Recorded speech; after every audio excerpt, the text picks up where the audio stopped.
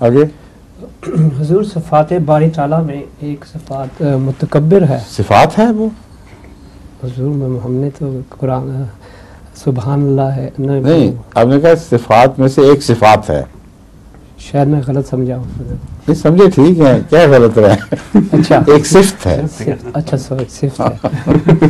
صفات جمع ہے، صفت واحد. ہاں جی. اس کی تو تشریح کیا؟ متکبر جو ہے جو اس کی مخلوق ہے وہ تو اس کی برابری کر ہی نہیں سکتی. ٹھیک ہے. تو متکبر کا سمجھ نہیں آئی کچھ کہ وہ تکبر کرنے والا ہے. یہ ذرا مسئلہ کیا تکلیف ہے آپ یہ بتائیں پہلے. حضور متکبر جو ہے اگر دنیا میں استعمال کریں تو وہ کیوں برا لگتا ہے وہ؟ تکبر کرنے والا. کیوں برا لگتا ہے وہ؟ تکبر اچھا نہیں سمجھا جاتا جو تکبر کرے. وجہ کیا ہے؟ حضور گناہ ہے. اس لیے نہیں اس لیے کہ وہ بڑا ہوتا نہیں اور بڑا بنتا ہے.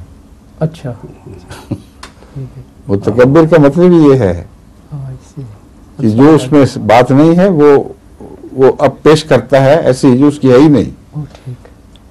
اور رسول اللہ صلی اللہ علیہ وسلم نے خاتم النبیین فرمایا، اپنے آپ کو حاشر فرمایا، اپنے آپ کو شافر فرمایا، اور ساتھ یہ فرماتے رہے کہ اس میں کوئی فخر نہیں ہے، کوئی فخر نہیں،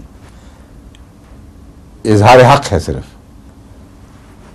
تو کہنے والے کے اندر وہ صفات نہ ہوں جتنی وہ اپنا بیٹھے اور اپنی بڑائی بیان کرے، ایک تو جھوٹ بن جاتا ہے، اس لیے وہ متکبر برا ہے، جھوٹا ہے. دوسرا متکبر ان معنوں میں کہ اس کو جو کچھ بھی ملا ہے خدا کی طرف سے عطا ہوتا ہے، اسے اپنی ذات کی طرف منسوب کر کے اپنی بڑائی بیان کرنے لگے، تو یہ بات جھوٹی ہے اور ناپسندیدہ ہے. اللہ تعالیٰ کو کس نے کبر عطا فرمایا ہے؟ مالک ہے اس کا ہمیشہ سے، ہر بڑائی اس کی سچی ہے.